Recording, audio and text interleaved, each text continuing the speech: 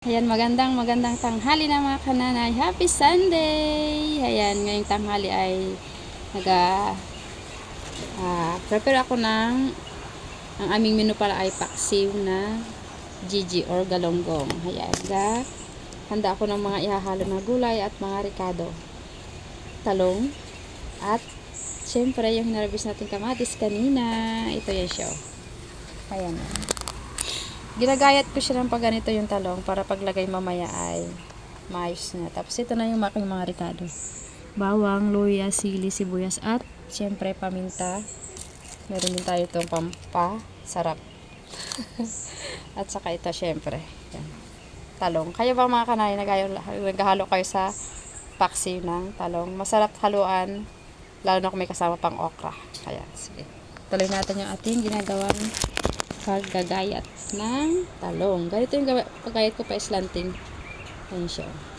Para ka nagagayat ang inahalo sa pakbet. Maganda yung talong mo. Walang mga sira-sira. Ayan siya.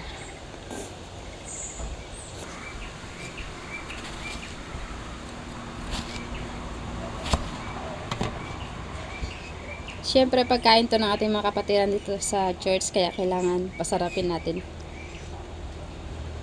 Para masasarapan naman sila magkain.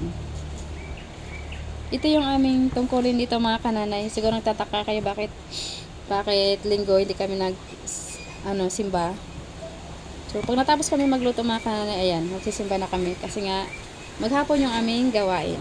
Ayan, meron pa kami pang hapon. So pag hapon doon kami nakakapag-concentrate, magluto kami ng maaga pa. Pagkatapos nun tutuloy na kami kasi nga may gawain pa kami pang hapon. Malayo kasi yung aming mga kapatiran, mga kanay, mga kapwa din natin, mga nakatira sa bundok, mga kapwa nating mahihirap. So, alangang uuwi pa sila sa bundok kasi pag uuwi sila, hirap na sila makabalik ng hapon kasi nga malalayo din yung kanilang mga tirahan. Karamihan talaga kasi is nasa farm, sa bundok-bundok talaga sila. So, bilang sakripisyo sa kanila at bilang naging na to ng aming simbahan, nagaluto kami ng pagkain tanghalian para hindi na sila makauwi at tuloy-tuloy na yung gawain mamayang hapon. Ganun yung tungkulin, yung aming naging parang obligasyon na rin sa mga membro yung aming matagal na ito namin ginagawa mga kanana, ilang taon na.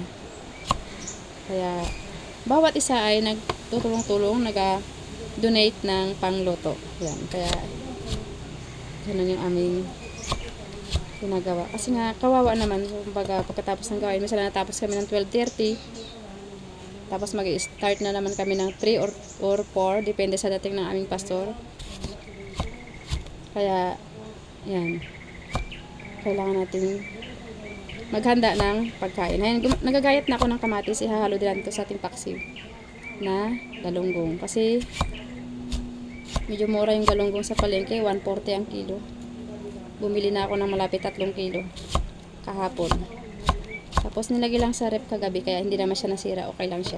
Maganda pa rin. Ito yung aming tungkulin. Ito yung aming obligasyon magluto dito sa kusina pagkain ng aming mga church member. Ayan. Kayo ba mga kananay, ano bang yung magiging tungkulin at obligasyon sa simbahan? Liban sa pagtatights, pagsisimba, ano pa yung iba nyong ginagawa? Ayan. Comment down below. Ito nga pala yung aking lulutuan. Yung kawa. Sinapilan ko siya ng dahon ng saging para mabango. At siyempre yung lasa niya kakaiba kasi yung amoy ng dahon ng saging nakakatanggal pa siya ng lansa. Ayan, ang una nating lalagay ay lalagyan natin siya ng mga sagol-sagol na mga ricado. Kamatis muna mga kananay pang pailalim. Hindi nyo nakikita kasi walang naghahawak ng aking camera. Ako nagagayat, ako naghahawak. Ayan o. Diba? Ayan muna. Ayan. Tapos, luya. Pang toppings natin.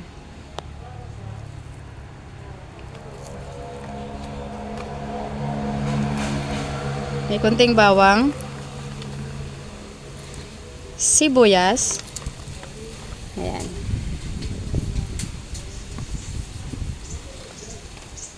Tapos, sapinan natin ng talong. Lagyan natin ng talong. Ayan, ganyan.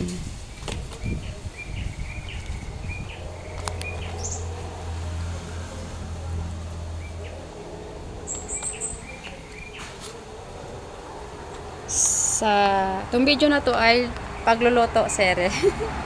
Ayan, kasi iba-iba minsan yung aking nabablog. Dito naman tayo sa cooking sere. So, ayan, tapos na tayo nagayat kanina. Ito na yung ating galunggong. Ayan, ilagay natin dyan. Tapos lagyan, patungan natin siya ulit mga kananay ng mga gulay. Ganun pa rin. Yung talong at saka kamatis syempre.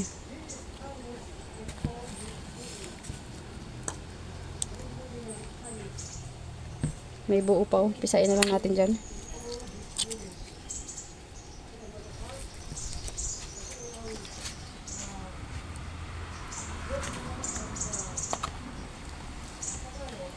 Ganyan, iayos lang natin siya paglagay. Para pag kumulo is masarap yung kanyang lasa. Masipsip talaga nung yung mga ricado na ilagay natin, masipsip talaga ng talong. Ganyan. Ayan, malapit na natin mailagay lahat yung mga ricado. Ayan na siya oh. Kunti na lang. At syempre, may sili tayong maanghang. Ayan.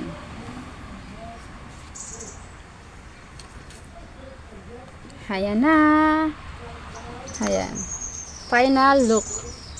Ayan. Mga kananay, ganito ba kayo magluto ng paksiw? Masarap to kasi marami siyang halong gulay. Lalo na to pag may okra. Kasi hindi tayo nakabili ng okra. Yung mga iba nilalagyan pa rin lang ang palaya. Pero okra at saka talong, okay na yun siya. Masarap na. Tapos may kamatis. Ang sabaw nito mamamaya parang madilaw-dilaw kasi nga yung kamatis hinog na hinog yung nilagay ko. Siyempre, hindi mawawala yung paminta.